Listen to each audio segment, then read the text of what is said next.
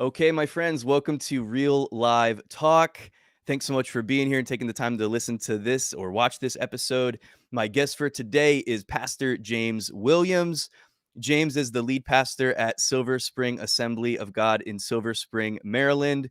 And he was also my children's pastor going way back in the day, meaning that he pastored me when I was a child. So I know that just prepared you for everything that you've had to go through in ministry. But James is just, in my opinion, such a gift to the body of Christ. Really excited to have this conversation with you today, man. So thanks so much for being here. How are you doing? Doing good. Yeah, doing well. Praise God. Yep. And glad to be here also. Yep. Uh, Awesome. Well, again, thank you so much for your time. And so we were talking a little bit off screen there just a few minutes ago, but it's been a little while since we've actually, spoken and connected. And I haven't really talked to you in, at least in this kind of format for sure, since you became the pastor where you are now at Silver Spring. So you've been there for about 3 years now, you've said. right. And Right. yeah, maybe could you just kind of give us maybe a little bit of your history in ministry up to this point? I don't actually know, like, going way back, how you got into ministry to begin with, and I don't know, was Right. if Evangel, where I grew up and where you were the children's pastor there for a number of years, if that was your first, stop along the way in ministry, or if you were somewhere before that. So if you could just maybe, for my benefit and the benefit of everyone listening, Sure. give us a little bit of update on you in terms of your history in serving the Right. Lord, serving the body of Christ. Yeah. I mean, I got saved at a church in Farmville, Virginia, and really first started serving in ministry there in that church. In fact, that would have been the first place where I ever would have been referred to with pastor attached to my name. As I started serving as a children's pastor there. It was completely a volunteer role at that Okay. time, but it was where I started preparing and learning. But again, the pastor began to refer to me as, the children's pastor in the church, list me in the directory, all that. But I think it was in that time while I learned a lot from Kurt Fox and really did.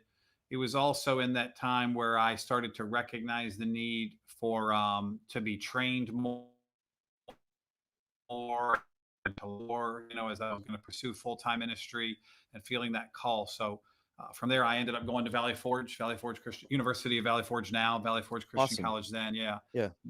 active in ministry all my time there. But from there was how I went to Bridgewater when I started. And man, if I can sneak it in real fast, just to let you know, my very first connection to Bridgewater, New Jersey was I was in the mail room at the University of Valley Forge, and Wow. I opened my mailbox, and there was a letter there that was written from Dennis Rabineau that he had written to the school, communicating that he was looking for a children's pastor and he was going to come to the school on a day to meet potential students. And I kid you Mm. not, I balled that letter up and threw it away in the mailroom. I had no interest whatsoever. So good. Didn't see that happening. I still remember showing it to a friend of mine and went, "Look, New Jersey," and we started laughing, and I threw it away. And the student ministries director stayed after me, wanting me to still meet with Pastor Rabineau when he came. No, I really think you should Wow. meet him. I met with him. I don't know if you've ever had a job interview for a position that you didn't want to get, but I did. So it didn't go So good. well. It really didn't go well. It ended with "Sorry, we can't work anything out," and that was that. And as I was walking out of that office, he called out to me and said, "Hey, I have a Friday evening kids service at my church, which was Treehouse, as you remember." Yeah, And he says, "I treehouse. really Come could on. use some help with that right now." He said, "Would you be willing to do that until I can get it covered, to help me out with that?" And I had no reason to say no. So I said Yeah. yes. And I started going there on Friday nights just to help with Treehouse. And 4 months later, we were loading up the U-Haul truck, moving to New Jersey. Wow. Yeah. So, That's a crazy story. oh yeah, it was a God thing, the way it came together as my transitions. There's only been a couple since then, but as they've been as well, yeah, where they've really just been real God moments of wow. um, you know, um, I, I I tried to get away from this Yeah. and God still Yeah, worked it out. Yeah. just, Yeah. like, bombing the interview on purpose. Right. Was it because it was in New Jersey or because you didn't Oh, see yourself being a youth pastor or a children's pastor at that time, or what was the I would say that New Jersey was part of it, but not particularly because of the state of New Jersey. I grew up in Virginia, and I think in my mind, I just always saw myself going back to Virginia. But I do remember in that whole process through those weeks that I started praying a prayer as God started dealing with me through that time, where I genuinely started praying, God, I don't want to go back to Virginia just because it's easy. Mm, I want to be where you want me to be. And my home pastor had told me, when you're finishing school, you call me. We may bring you back on, or I'll help you find a position in another church, gotcha, whatever. So gotcha. I just always felt like that was where I would end up. And so that was more of what it was related to. I just didn't have anything else on my radar. Yeah. Yeah. But it was a God thing for sure. Yeah. The Yeah, way that's it was awesome. worked out. Yeah. So That's and we really cool loved the our way that time there. Yeah, people bust on New Jersey. I was only there a few years, but I have to tell people I was like, I don't know, I had a great time in New Jersey. So man, I love New Jersey.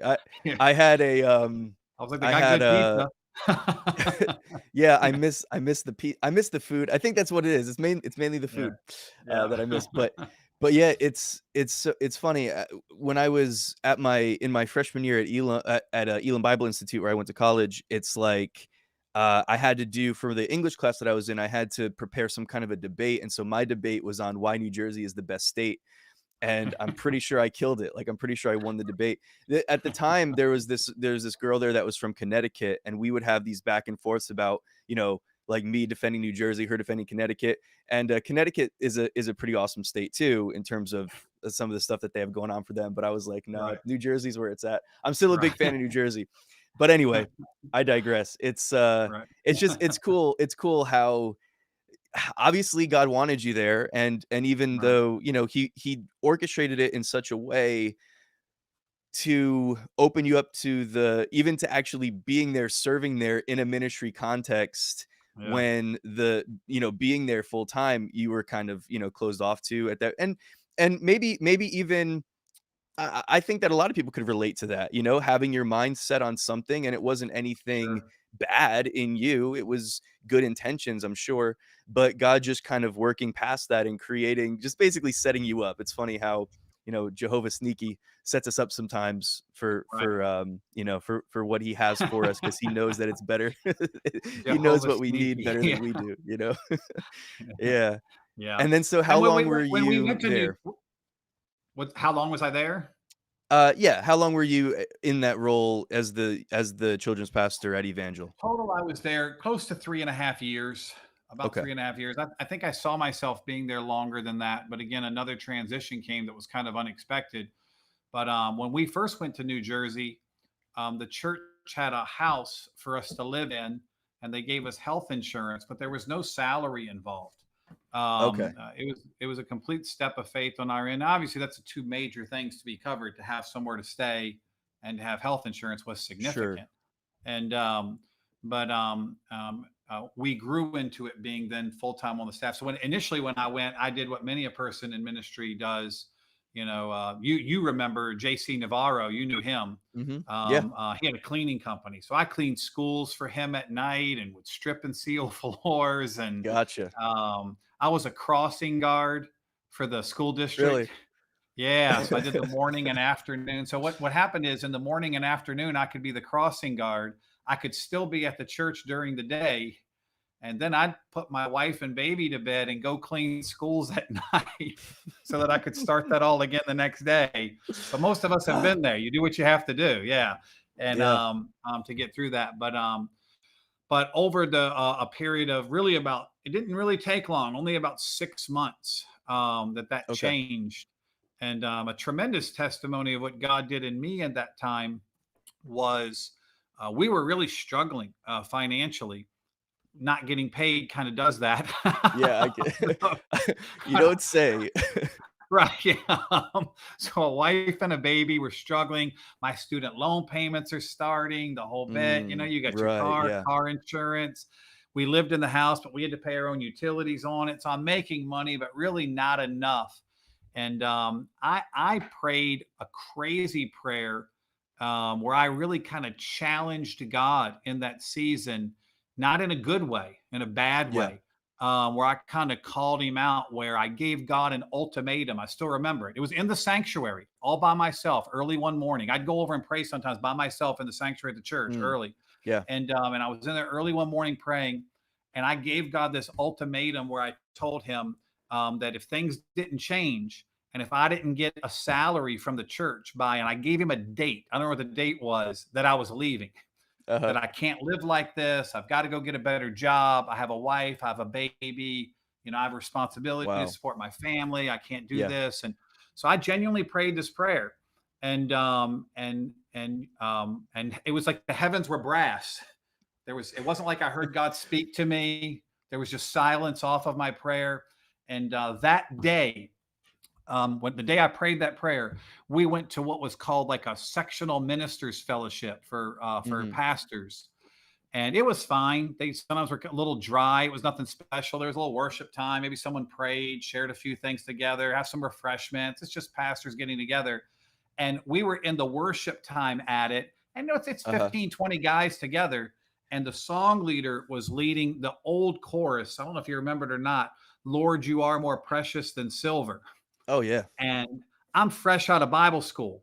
So while Mhm. he's up there leading this song, Lord, you are more precious than silver. Yeah. I'm fresh out of Bible school, so I critique everything. So Yeah, I'm man. standing there and I'm not even singing. I'm not even singing. I'm in my mind, I'm thinking, why do we sing songs like this? I'm Yeah. like, this is such a corny song. Why would we compare God to this? And God, I know it wasn't an audible voice, but he spoke so clearly to me. And I heard God say to me, am I more precious than silver? Wow. And I mean, it floored me because I knew Yeah. exactly what God was talking about. And I mean, I Mm. broke. So we're in this dry meeting with nothing happening. I go up to the altar. I'm up there crying, Wow. bawling, committing myself to God, saying, That's God, I'll awesome. stay here as long as you want me here and do what you've called me to do. Pastors over there tapping me on the back after a bit, like, we got to go. What But are you doing? It's not that kind of meeting. yeah, like, what's wrong with this guy I just hired? And That's so funny. but it was incredible that moment. And I mean, it was so rapidly after that that the church then started giving me a salary and all. And I had to believe that part of that growth that was necessary in that time was that real breaking in me of, that Wow. I'm just going to say Yeah. yes. God, I'll just say yes to you and to what you Yeah. want. And with that. So, but yeah, that was kind of our crazy start to Bridgewater. Yeah. But we loved it there. Yeah. Yeah, no, that's amazing. Well, first of all, it's so crazy how we get out of Bible college and we think we know something because we went to Oh Bible school. yeah. Like all of a sudden we're God's gift to ministry and it's like, Yeah. nope. Let me We drop you know down how a our couple of pastors are pegs. supposed to do it now and how the church is supposed to Exactly. run. Yeah. Exactly. I'm gonna correct some things. Don't worry. I'm gonna set them Yeah. straight. No, slow your roll, Yeah. bro. And then God Yeah. just wrecks you in in this room. Walking in on some guy who's It's done it so for good. 25 years, but we know how to tell him how to do it. Yeah. Yeah. Yeah. Yeah. You don't know Yeah. what's going on. I know what's going on. Yeah. Yeah, it's so funny. But It's so funny. Yeah, it just seems like the more that we grow in the Lord and the more we get to know him and the more the more time we spend doing these things in the ministry context and everything that we do, it's like just realizing more and more like how much I don't know, how sure. much growth I still have in front of Yep. me but when you're young and when you're, doing all that, you don't really tend to think that Yep. way. Yep. But that's such a cool story. I love that. I love that, well, it's cool that God really got a hold of you early, so to speak, Yeah. early on in that process of that new position that you were in, and, um, the fact that you were there and just learning how to go through that process of trusting God, Yeah. Um, I remember, for me, like, I had grown up in a pretty good family, growing up situation, I was really blessed to come out of Bible school and to like not have any student loan debt or anything like that because my parents, paid for it and like Right. all of it. Like I was really blessed to start off that way. But then my wife and I went to Mexico as missionaries for the first 3 years of our marriage. And it was just like, okay, for the first time in my life, I had to learn how to trust God. For the Yeah. first time in my life, I had to learn not that I had never had the opportunity to like trust God, but with my finances and with the well-being of my family and all of that, that was new to me. And Yeah. so it was just being in this place where, when you don't really have anywhere else to go but God for your Right. resources, for your sustenance, for whatever it is that you need, whether you're talking about, it could be a physical thing, it could be whatever. But in that place where you're sort of up against the wall and you don't really have any other recourse except that God comes through for you. It's just amazing. First of all, the growth that takes place in your life when that Yeah. happens, but also like the just when you get to, it's one thing to know that God is your provider. It's one thing to know that God is your healer, but it's another thing to know God as your provider and as your healer. Yeah. And, to really have Yeah. those personal experiences with Him where you build that history, that personal history with God. Yeah. I believe we can look at testimonies of others and Yeah. see, okay, this is what God did. And so this is who God is. I believe in all of that. But when it's a personal experience that you've had with God and really building that history, it's just so precious and it's so valuable. Yeah. You know? I think through it you come to get to know God better also as the source of your provision as Come on. opposed to the channel. Like you distinguish between them. Like even in It's good. ministry, I can make the mistake if I wasn't careful of viewing the church as the source of my provision, but it's not, nor is any employer that I've ever had. My employer is just the channel of my provision, but God is my source. So that means that when I really get that, when I really understand it, I'm able then to step out in faith and do something crazy, like go to Mexico for 3 years, like you said, Right. because we understand more of, well, wait, somebody could say, well, wait a second, you're leaving your job, you won't have any provision. It is like, no, no, no, my provision didn't change because these are Come all on. just channels, but the Yeah. source of my provision is the same as long as I just follow Him. So important to get to know God as that and in that Yeah. role. Yeah. Yeah, it's so good. So I mean, when we Um, left Yonkers, we were there for almost 23 years after pastoring there. And when I resigned from the church in wow. Yonkers, I didn't even know where we were going. We didn't have another position. We didn't know where we were going to be. We are not independently wealthy. We don't have any income. It was like, so how are we going to live?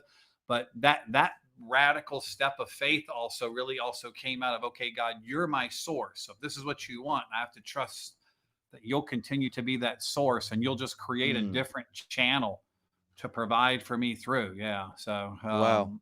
yeah. Well, yeah, I wasn't aware of that at all. So I just assumed that it was just a, seamless transition from one to the other. I So, had about a year gap. wow. Yeah. I had about a year in between. And was that basically just because you sensed the Lord was transitioning you, and so you were just kind of following, or were there other circumstances behind that? Yeah. My wife really started sensing that ahead of me of Okay. coming to me saying, she felt like we needed to start praying about, our time there and things like that. And I also had given it thought and things. We had been there a long time at that time, but we committed to a season of prayer, praying and fasting in that, and came to a place of recognizing it's time for us to step out of this role. Mm, That God had something. Not only did God have something, was there going to be something new for us, but that God wanted to do something new in Yonkers also that would be without us. That chapter was done. That He wanted to do something mm, new there. wow. So I'm recognizing that. So we stepped out, and I really felt that God dealt with me going all the way back to those Bridgewater days. That initially my thought was, I've got to find another position first, and God kind of took me back to that moment of, can you still trust me? Wow. Can you still Wow. trust me? For your provision to step up, because I had loaded up my wife and baby in a U-Haul truck 20 some years earlier Yeah. with no promise of any paycheck, and was just trusting God that He would provide. And was, can you do that again?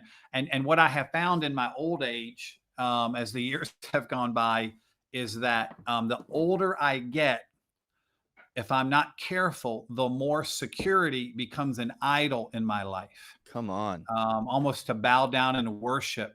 That I want to be safe, I want to be secure. Because, when you're really young, when you're 24, 22, whatever, you got a lot of rebound time. You're Yeah. crazy. You Yeah. you almost think you're immortal still at that age anyway. Like nothing's going to take you out. Mm-hmm. Once you hit the 50 mark or whatever, you start realizing, wait, retirement's going to come. I have to have a place to live, and security, safety, start to become something that you really follow. And it's not Yeah. that it's wrong to want to be secure or plan or any of those kind of things, but at the same time, I think God wants 50, 60, 70 year olds to still walk by faith. Come on, Like I man. don't want to stop walking by faith when I'm 70. I Yeah. want to I want to be Caleb, Oh, so like good. when he's 80, like, hey, I can still do it. Yeah. Um, so that was the real challenge with us. So it's not that I think everybody should do that everybody has to do Right. that. It was just a personal thing with us. And so in that gap, in that year, I preached in a lot of different churches. People would invite me in to preach. I did a lot of work with Convoy of Hope. If people aren't familiar with Convoy of Hope, it's a great relief organization, and they do children's feeding initiative programs around the world. So Yeah. Hurricane Maria hit Puerto Rico right around the time I was leaving Mm. Yonkers, and my wife's from Puerto Rico. So we Yeah. went to Puerto Rico for about 3 months in and out to help with the disaster relief, and work with them. And then I just did different side jobs and things like that. I painted places and helped lay block and did whatever it was like going back to cleaning schools for JC Yeah. Navarro. It was like, let Yeah. me just do what I have to do to know that I can put groceries on the table this week and live. So that's really what that year was like as we went through that. And God was faithful. He provided for us and saw us through. And um, we, at no point in time in the year did I seek another position. Wow. I was just doing that. And I had someone who I know who mentioned this church to me a couple of times, that they needed a pastor. And because it's a very international church, he thought I'd be a good fit. The superintendent of the Potomac Ministry Network of churches that this church is a part of, it's Virginia, Maryland, and West Virginia. He had called me and spoken with me once about it. I like the interview with Dennis Rabineau. Nothing came of it. Yeah. But then I got this random phone call one time. The church had an interim pastor that said his brother-in-law had died and he couldn't be at Mm. the church on Sunday. And someone called and asked, can you go to that church and preach this Sunday? We need someone to Wow. fill the pulpit. And I did. And here I am. Wow. 3+ years later, that was our connection here. We came in. So that's not normally how it works. I Sure. never submitted a resume. I never did an interview. Yeah. I came back a couple of weeks later and met with some folks and preached again. And we just knew, wow, God's in this. This is a God thing. Wow. It's just a unique moment. And Wow. here we are. Yeah. Yeah, no, that's amazing. Because I mean, again, it goes back to the same thing that you've been talking about this whole time, is just like God knows. God knew the whole time that that phone call was gonna come. He knew all of it, and so just being in that place, I think kinda harping on this because I think that this is gonna be helpful to a lot of people because we can all relate to that, in one way or another in terms of, okay, God, this next season of my life, what do I do? How do I trust you? Right. Where do I go from here? And I think so often we're just so quick to just try to take the reins and to take matters Yeah. into our own hands and try to just do what makes sense and Yeah. figuring stuff out on our own. And and so often we'll use wisdom as a scapegoat and we'll call it well, we got to we got to use wisdom, can't go out and do Right. that because that wouldn't be good wisdom. And so we Right. spiritualize it, or we try to spiritualize it, but God's wisdom is so often, if not always, like completely contrary to the way that man's wisdom would work. The His wisdom of thoughts are God not is our thoughts. foolishness. Yeah. Yeah. Exactly. And so yeah, his thoughts are higher than our thoughts and all of that. Yeah. It's just so yeah, just learning to just cultivate that relationship of trust with God. I remember Yeah.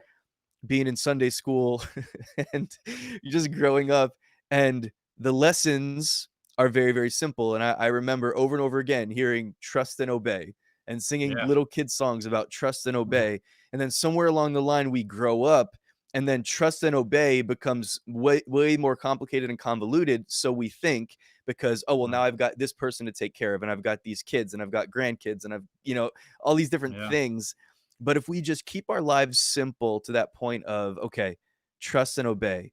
It looks Yeah. different than it did when I was 5 singing a song, Right. but it's the concept is the same. God is Right. good. God is faithful. He knows what he's doing.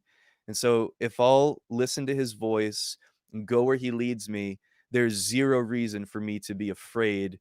Right. Even though I might not be able to see what's coming next, I'm trusting him, and that's where my strength is. That's where the Amen. power is. That's where Yeah. everything is. So, Yeah. It's um, good. Yeah. s- so okay, so we go from Yonkers Christian Assembly, right? And you said you were there for 23 Yeah. years. Almost 23 years. Yeah. 23 years. And I remember I got to visit you there. It might have just been once. I think it was just one time. Right. But and you said a minute ago how that was such an international kind of a congregation. I remember the just an incredible and beautiful diversity in that church, right? Like how many nations would you say like were represented In Yonkers, at we generally had Yonkers? about 30 different nationalities. Man, Yeah. that's so beautiful. So how Yeah. does that relate to where you are now? Are there It was a lot of um prep. The community is different, but now we are 40 plus different nationalities come where on. I am now. Yeah. So when I saw a list recently, I've seen it a couple of times actually my time here, but it lists the most diverse cities in the United States of America. And four of the top 10 most diverse cities in the United States of America are all in Montgomery County, Maryland, Oh my gosh. where we are now. So Is Silver that Spring, because of the Maryland. proximity to DC, That's do you exactly think? Or what it is. okay. Yeah, yeah. So it's a lot of diplomats, international workers, things like that that come to the community, and then Wow. once you have folks from somewhere else, it also brings other people as well because people like to live together and things like that. Yeah. So it's just a very international community, and then the church is reflective of that, which is nice. So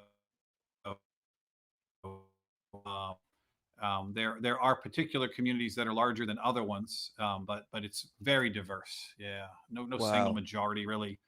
So that time in Yonkers really helped prepare us for being in an international church as well, because it's unique to not have one people group. Yeah, Yeah. real unique. So, and I believe there's a lot of strength in diversity. It brings challenges with it that you Yeah. wouldn't have if everyone was the same.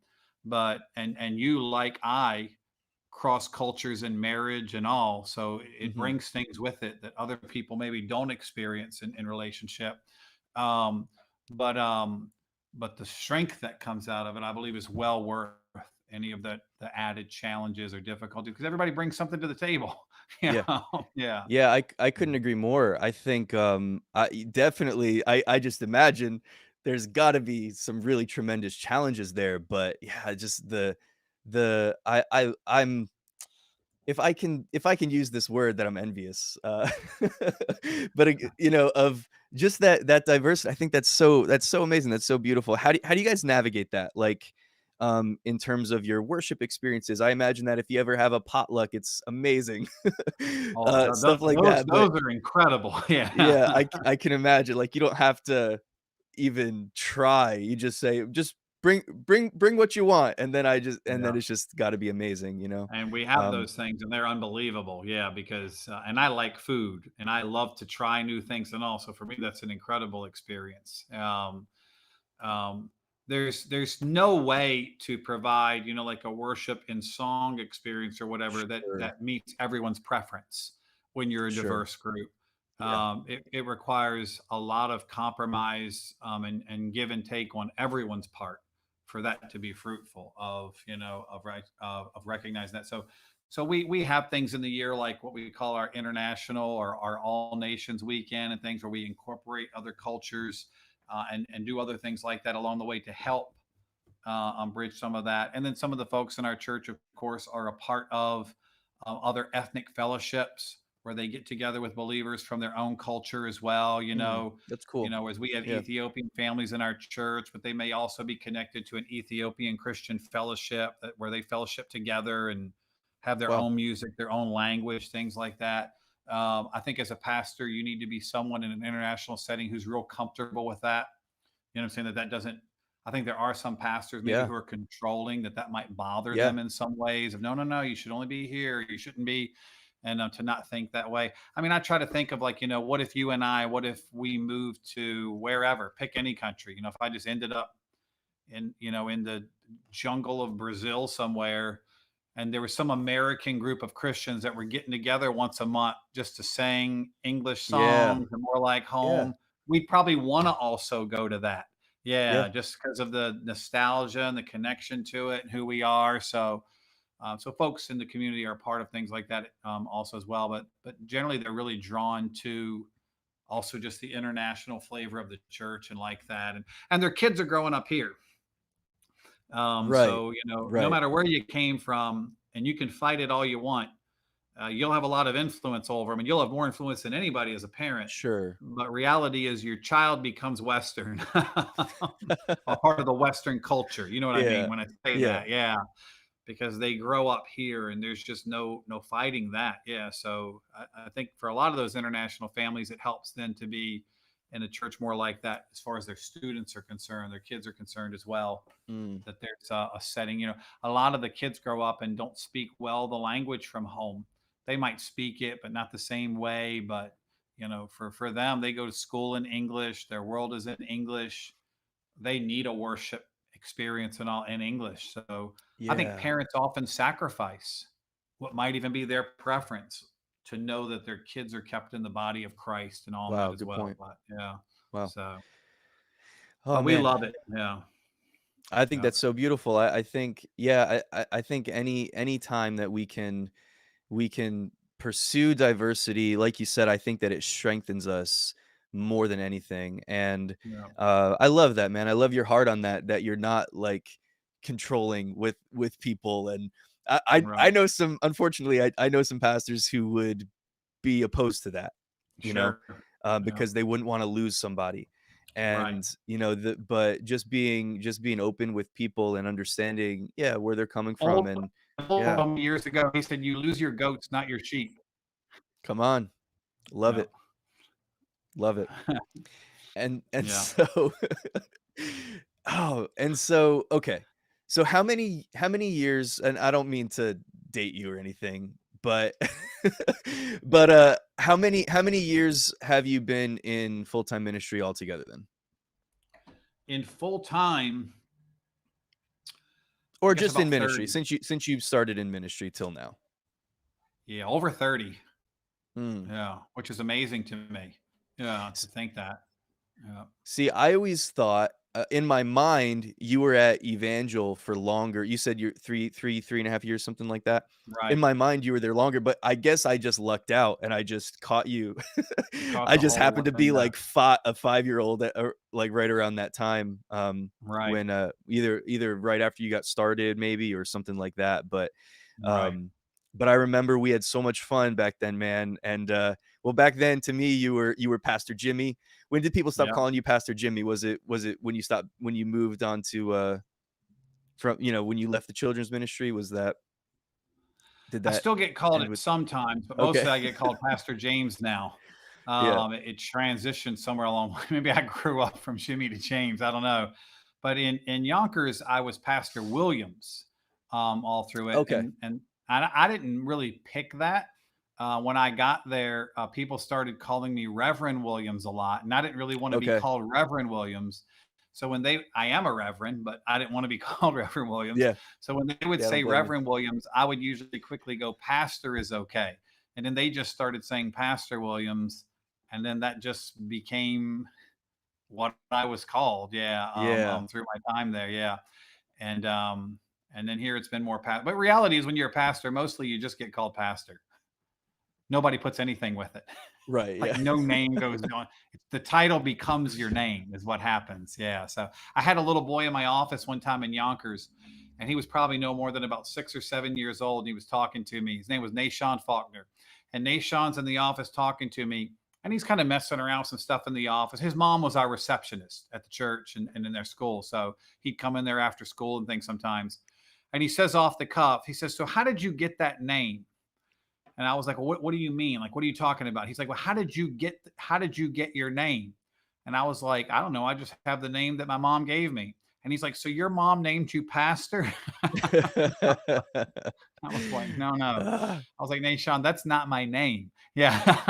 yeah. That's my title. So it turned out when I told his mom this story, she said that he had been at home recently starting to say that he wanted to be a pastor, but he felt like he couldn't be because she had named him Oh, Nashon. no. Yeah, and she was trying to explain to him that he didn't have to be named pastor to be a That's name. so So good. he was thinking this through when he asked me this. Yeah. That's so good. Yeah. Um, yeah. So then, okay, so you've been in ministry, different capacities, different contexts, for a number of years. I've probably just because of a lot of the people that I'm connected to, I would imagine that there's going to be some young ministers, people in, either new in the ministry or kind of in my, sort of time frame, 10 to 15 years in the ministry. What would you say has been sort of, I don't want to call it like the secret, but um maybe like something that you think, or might be, I don't know, one thing or a couple of things that have helped you just all of these years just kind of stay committed, stay focused. I mean, there's a lot of disappointment and disillusionment, when it comes to ministry, and I think Right. that I think the statistic is like 50% of ministers starting out now will not last more than 5 years. Right. It's really crazy statistics. I think I heard somewhere that like 1 in 10 ministers will actually retire as a minister, meaning that they'll actually, Yeah. stay in ministry all those years, that like 10%.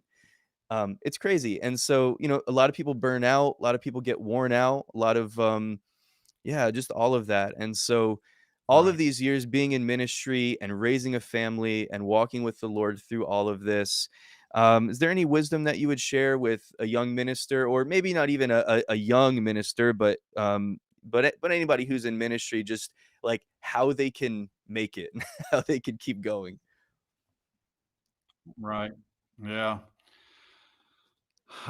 It sounds silly to just say don't quit. Don't quit. But Don't stop. yeah. Um, I think of Jeremiah, like when he's a young minister, and when you read through the beginning of Jeremiah, he does come across at a point where he seems like he wants to quit. Um, Yeah, that he doesn't want to preach the message. He seems like he wants to quit, and I think recognize as well. In fact, I think I heard Tommy Barnett say this the first time um, years ago. Tommy Barnett said, "It's okay to want to quit as long as you don't." Yeah. He's like Jeremiah it's wanted good. to, It's good. but he didn't. He didn't. He stuck Yeah, with it. Yeah. So I think everybody goes through seasons of, wow, I don't want to do this anymore. This is tough. Whatever, why to live in the fishbowl? Why to, the critique of everyone else and so many people. Like I could just go, work at the grocery store, pump gas, or whatever else. But yeah, that's those are thoughts that can happen to anybody along the way. sure. Um, um, I mean, I knew all along that God really had called me into full time ministry. I Mm. didn't always know what that would be. When I was Yeah, in, you went same. to Bible school. When I was in Bible school, yeah, there were people that they could sit and tell you, I'm going to be a youth pastor for 4 years, then I'm going to pastor a church, and I'm going to be a missionary. They had it all laid out. I was just like, I don't know what I'm going to do, man. I'm Yeah, just Yeah, I was just the same following way. God. Yeah. So, Oh, yeah, I'm walking through the open doors. Yeah, and trusting God will close the ones I shouldn't go through. yeah. Um, so I just always really believed that God had called me. So of course I'm wanting to follow that call. But I think probably the time that I was most disillusioned um, would have been when I left the church in Yonkers. There was a season there. I didn't recognize it until after I had already left. But after I had already left, we went through. You'll hear of pastors sometimes who will take a sabbatical or something like that. Mhm. I Yeah. think that I needed that and didn't know I did. That Gotcha. I needed a Gotcha. gap to pull back for a bit, kind of to refresh and Yeah, makes sense. things like that. That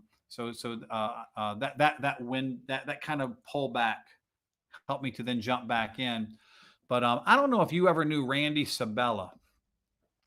Randy I Sabella, know I not personally. right? So he was on staff in Bridgewater for like a year because they brought him on because he was going to plant the new church, and I think it was Greenbrook, New Jersey, and Mm, Bridgewater was mothering this new church, and he was right. to go pastor the new church. So he and I were there. We went to Valley Forge for just a year together because he was a senior when I was a freshman. So I had already met him before, but then we ended up there together as well for that year. But we stayed connected still to this day. We still are. And I was talking with him. I don't know. I'm working with Convoy of Hope. I loved what I was doing, the disaster relief stuff and all that I was doing. Convoy of Hope even talked to me about coming on their staff and just working with them. I loved what I was doing. I was still active in Yeah. ministry.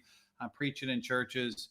And I was talking with Randy one time, and I don't remember what I said, but I must have said something along the line of, I'm cool with this, like, and I never forget Randy saying to me, he says, I need for you to remember, like, you can't forget that you're a leader, that's who you Wow. are.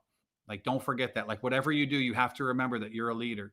And Yeah. somehow that logged away in there. And when I came here, even to start pastoring here, I'd probably only been here a few weeks, and I called him and recalled that conversation for him and told him, hey, that meant a lot because it's possible that I could have bailed on it in that window of saying, I don't want to do that anymore, and just walked Yeah. away and said, I'll go do something that's easier. Um, and But that meant a lot. So maybe, though it's not a secret or a trick, man, I'd say part of it would be having good people around you who can speak into your life. That's for sure. That's good Yeah, wisdom. Yeah. not being a lone ranger, not flying solo, and I don't have a lot of those people, but I do have three or four that like, I can't say we talk like that at least every couple months or whatever. Of us could do almost anything and we'd still be there for each other. Like, even if one of us really did something stupid, Yeah. they'd be like, listen, man, what I'm saying? Like, that they wouldn't let go of you. It's like, no, I'm gonna Yes. stay Yeah. after you and you're gonna come out of this. And yeah. So I think that is important. I think it's a dangerous thing. And it's easy, man. It's easy to isolate ourselves. Mm. But we preach in churches the importance of fellowship and all, and Christianity lived in isolation doesn't look anything whatsoever like biblical Christianity. No. No. um and so I mean, these guys had all things in common and are selling stuff to help each other out. And Wow. so I think as pastors it's important that we remember that as well. That doesn't just go for those who are attending church. That's just as true for us. Yeah. That we're staying connected and not yeah not too isolated. I think is an important thing there as well. Yeah, that's Uh, huge. Whenever we get out on our own, we can it just becomes so deceptive because we could think that everything is good. We can think that we're doing all the right things. And but yeah, we definitely need that sort of, camaraderie, that fellowship, of other people that love us and that know us, that we could be open with. I mean, we all go through, struggles. We all have like stupid thoughts sometimes, and just different things, and just being able to talk about those things, because if not, I think that, I mean, obviously the enemy is trying to take people out of ministry and take right. people out of their position, whether it's ministry or not, their position of effectiveness, their position of assignment.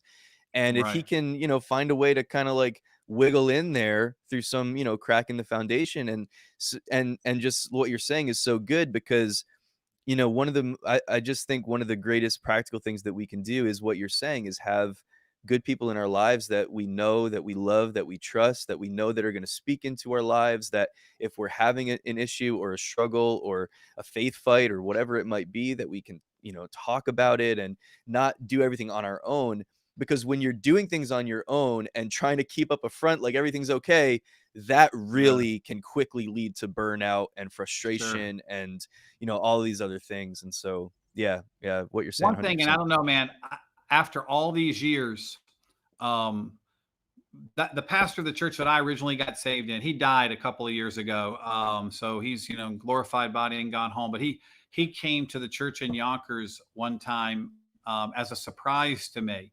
He was there on my last Sunday also, so I stayed connected with him over the years. But it was my 10-year anniversary in the church, and my wife was kind of the behind the scenes individual who worked this out, where the church had him come in to preach that Sunday in our church, and I didn't even know he was coming.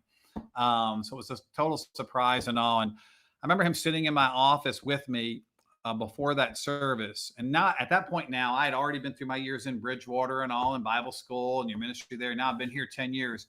And he Mm, asked me a question. He said, "Are you still having fun?"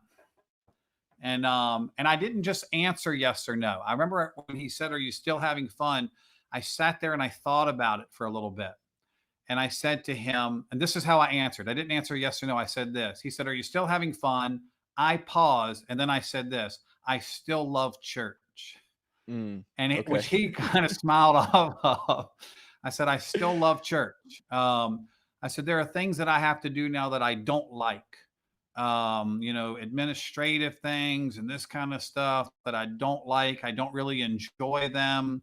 Some of the people problems that I have to deal with. But it's like, but I do those things so that I get to do Yes. Yeah. what I love to do." Yeah, Yeah. I mean, I come out of church off of a Sunday where, where we just baptized some people or just had a great time in the presence of God and God's word goes for, I don't know, 30 plus years later, I never get tired of that. Like Mm, I can honestly say, yeah. even in the dry seasons, it's never Sunday morning and I'm like, I don't want to go to church today. I'm Yeah. always excited about it. I'm always up. Now, I will confess that when I first got to Yonkers and we had Sunday morning and Sunday night, there were some Sunday nights that I wasn't too excited about because I was Yeah. exhausted. I was Yeah. married, I had young kids. I'm working on the side, trying to make a living. And was I remember saying to my wife with those services, sometimes I would say, I can't blame anyone for not coming because I don't even want to go. It's as crazy as that sounds. So we were just No, doing so I've been there. much. I would say I've Um, been there. Yeah. yeah, yeah, but the boy, the main worship experience, even we come in during the week just to Mm, study God's word and be together. I don't know. I love that experience. I love the presence of God, and I love the as frightening as it is in a full gospel setting, I love the unknown nature that right? comes with the Spirit of God as well. Of Yeah. maybe it's going to all just go the way we planned it, but maybe it's not. Yeah. maybe maybe Yeah. something completely different is going to happen today that we didn't plan. And obviously, I'm praying like you and everybody else.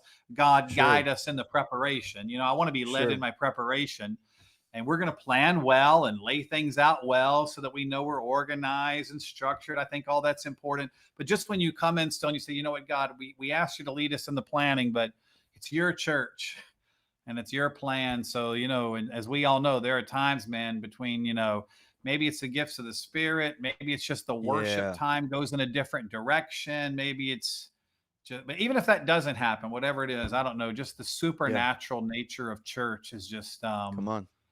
I just don't tire of it. Yeah. Yeah. I love that. Yeah. So, I got blessed here in that, here in Silver Spring, we have an outside accounting firm that the church contracts with, and they have a bookkeeper that they assign to us that's here one day a week and all. So a lot Uh-huh. of the financial, the administrative, this kind of stuff, it's just all completely taken Yeah, care of that's separately, nice.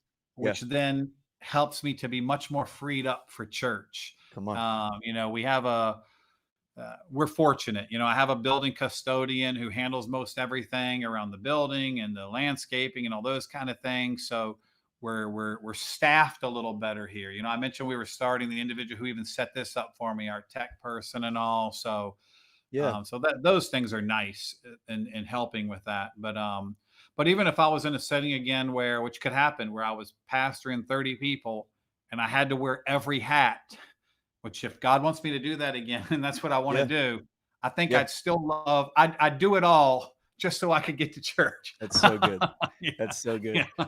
Yeah. Yeah, I Yeah. love it, man. I love going to church just to kinda see what God's gonna do, you know? And I used to have that struggle very, very early on in my ministry, like, and then I kinda got I started to understand it more, but I sorta had this thing where I felt like the preparation for, preparing spending time preparing a sermon, the preparation of, making sure that the service is ready and things are gonna run smoothly and all that, where I felt like that was somehow less spiritual, and I Right. was like and then I was like, "No, wait, hold on. God can move in the preparation phase just as much as he can move in the moment, and God's Yeah. presence, like, I can be hearing his voice and seeking his face for the service that's going to be next week, but I could do that now because God already knows what's Right. going to happen Yeah. then. And so I struggled with that a little bit at the beginning. But yeah, I believe in that. I believe in being Yeah. ready. I believe in the excellence, but I also love it when God just decides I'm just gonna mess up these plans today and I'm just gonna go in this direction. And Yeah. yeah, I think that that's something that is just so awesome about the nature of God that we never want to lose is just being willing to flow with him where he's going. Amen. And not to get so rigid in our preparation and everything that we don't leave the door open for the Holy Spirit to have his way and to move in a different direction. And I love that, man. I love what you're saying. I think that if church is boring, then we are fundamentally missing the purpose for why we're there. Yeah. And it Yeah. doesn't matter if it's 10 people or, and you don't have great sounding instruments and lights and all that kind of stuff. Like, you don't need that for church to be exciting. I mean, Right. I don't have a problem with any of that stuff, but you don't need that kind of stuff for church to be fun, for church to be exciting.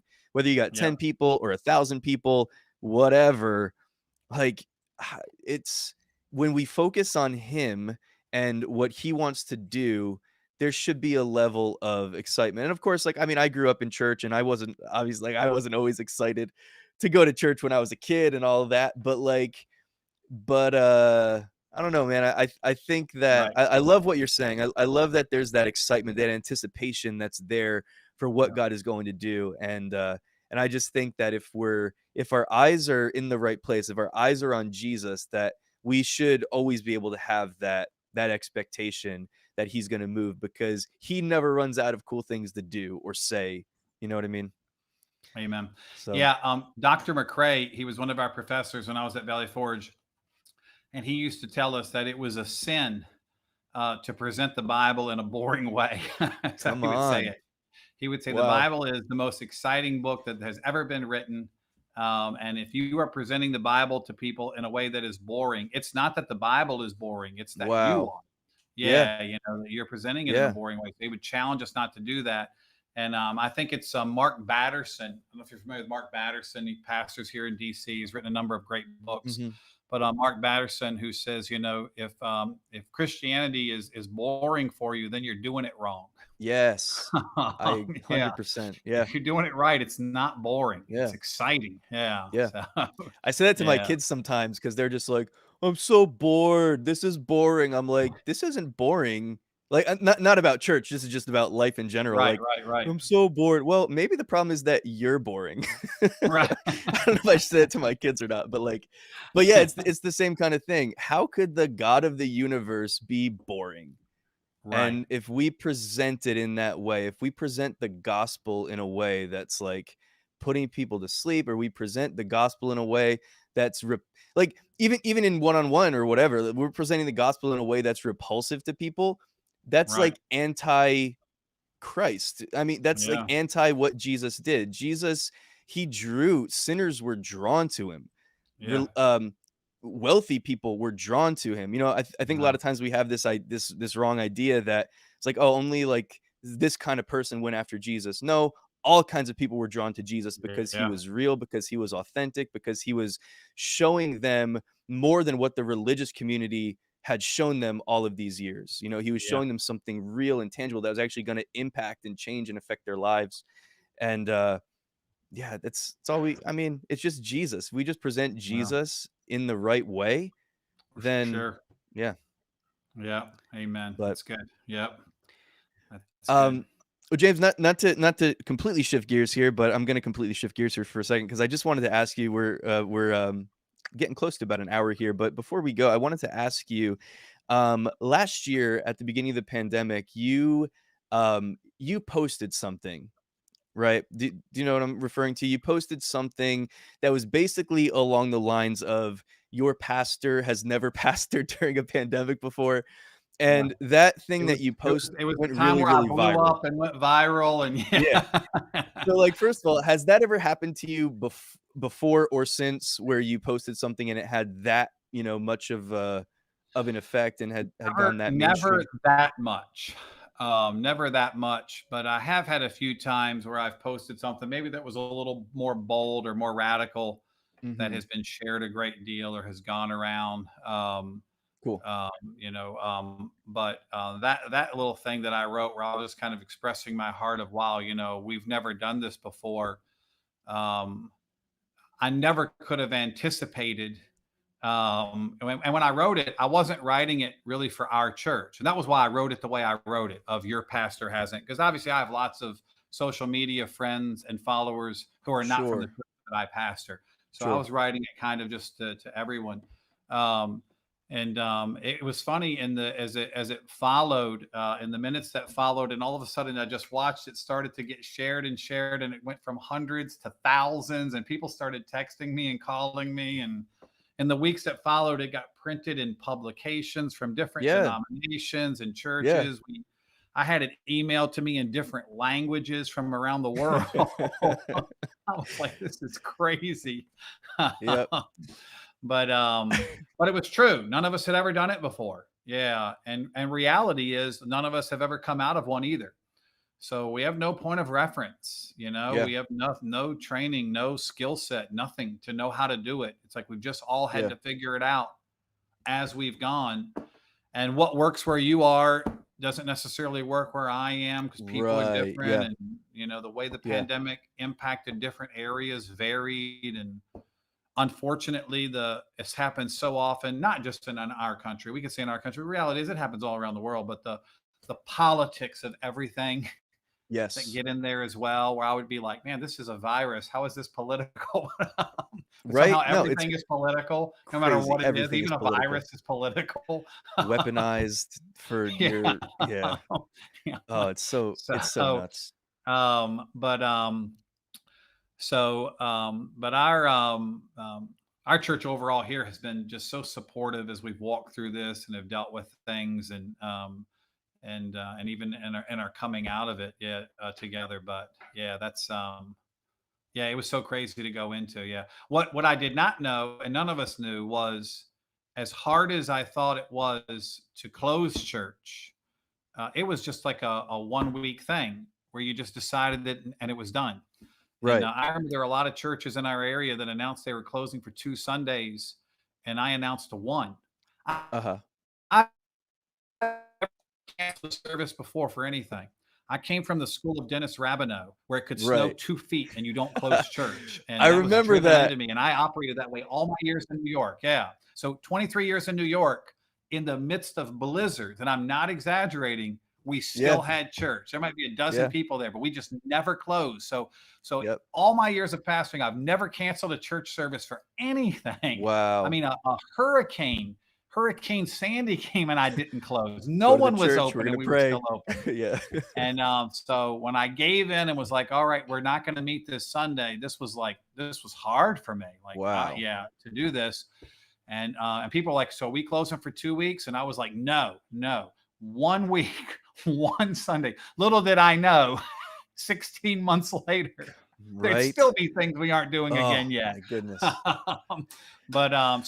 So the decision, as hard as the decision to start all of this was, coming out has been even more challenging and Okay. different and all. Yeah. So, but we keep, it's Jesus's church. And he Right. keeps building it. We keep going. And yeah. So Yeah. I did hear a seasoned pastor who's a network leader in our movement of churches, who I heard say a few months ago something. And he said that in our network, our church is a part of the Assemblies of God Fellowship of Churches.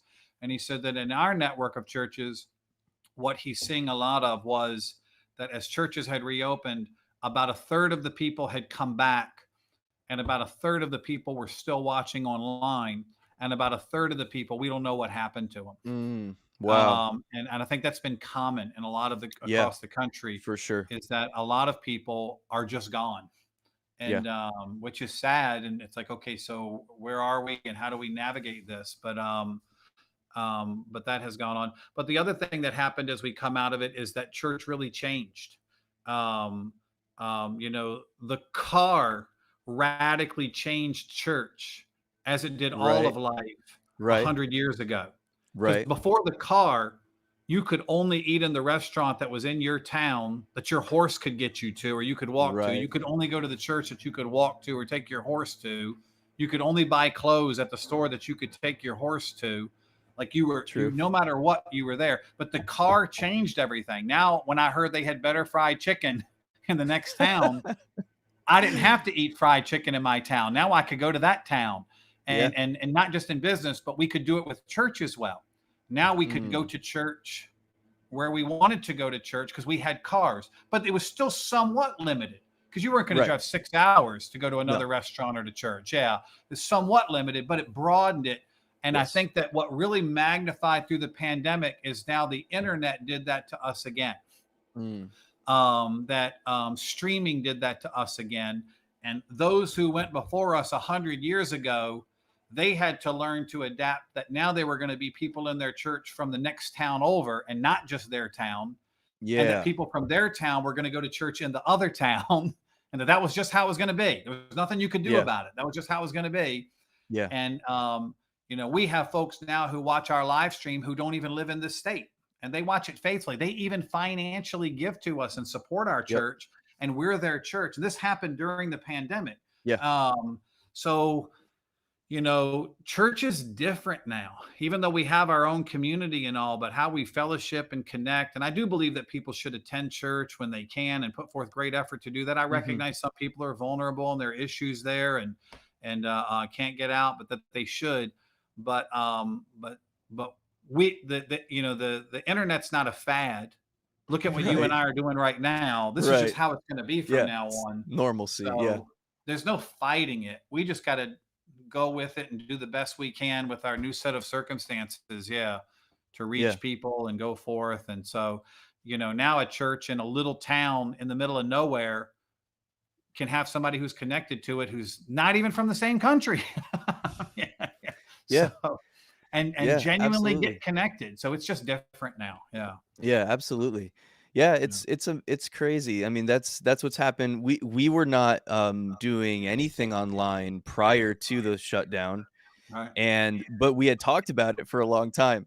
Like we had talked about doing it. We wanted to do it. It was on the agenda. It was on the list of things to do, but we were concerned with like, okay, making sure we have this kind of equipment and all this kind of stuff. But you and I, we were talking about this a little bit before we, off air before the live stream started, is like when you are sort of backed into a corner and you don't have anywhere else that you could go, then it's just amazing how creativity starts to flow, and how like all of those little details that were holding you back, Yeah. they just don't seem to matter as much anymore, because it's either okay, we go online or we don't Yeah. have church. And so now it's like, okay, well, I guess we're going Right. to roll with what we have. And then you just start to move Right. forward, and then you see that, okay, well, this actually maybe isn't as difficult or impossible as I had considered it to be. And you just start to roll with stuff, and then you see, through that process, how God just sort Right. of, leads you through stuff. And yeah, even Yeah. in this past year, we're in the same boat. We've we've actually grown in terms of our, online, presence, and people Sure. that have, started um, following us and actually becoming church members. Through through the shutdown, we actually started a live stream in Spanish as well that my Right. wife and I typically do. So we do two back-to-back services. We On Sunday mornings we do an English service, then we do a Spanish service. The Spanish service is fully live stream. Most of the folks that are with us are actually in Mexico, and we've uh we've done some ministry in the Latino community around here in this area over the years, but that was something brand new that was just birthed out of the Right. pandemic, because Yeah. as we were in that shutdown and there were people coming to follow us online, and then we're like, oh, you know what, we have quite a few over in this area, so why don't we just start something in Spanish? And then that sort of started to grow from there. And so it's just amazing, like how things will happen, how innovation, so to speak, happens when you just again, I think it goes back to what we've been talking about this whole time, when you're sort of in that place where you all you can do is trust God right now. Yeah. Because it's not Yeah. really in your hands, it's out of your hands. And when Yeah. we're in those situations, to not see it as something that is insurmountable, but to actually welcome it as a gift. And Yeah. it might not seem like a gift at all. It might be something that just looks terrible, but if we can change our perspective, I think, on where we are, and recognize the fact that God knew this was coming, and God isn't going to quit on us. So Right. let's just keep going forward and Yep. trusting him, and then what he brings out of it is just it's amazing. Yeah. He Because Amen. yeah, Amen. it's what he's so good at. Yep. Um Yep. yeah, and So, so well, before I let you go, I did want to just bring up, this might be the deepest question of this whole conversation. Um but I just got to know, man. I got to know, what's up with these blue M&Ms? What's the M&Ms should not be blue. what's the rundown? So you've M&M, never is this true that you have never had a blue M&M in your entire I've life? never had a blue M&M, and I never will. M&Ms should not be blue. So I remember the invention of the blue M&M, and I was really happy about it. So what Right. See, but I lost the tan M&M, and the tan M&M somehow was like my favorite one. really? Yeah, so it tasted the best of all the M&Ms, and they took away the best tasting M&M to give us the blue one. And so when it started, I started my lifelong boycott of, and eventually, M&M Mars Corporation will bow to my demands and bring back the tan M&M. How many nasty letters have you written over the years? Ah, I I did not remember that piece of the puzzle, that they took an M&M away to bring the blue one in. They did, I did yeah. not remember that. So then that was what that began. So I can honestly say, and that means I can't eat a cookie that has M&Ms in it. I can't eat an M&M McFlurry because I could eat one by accident.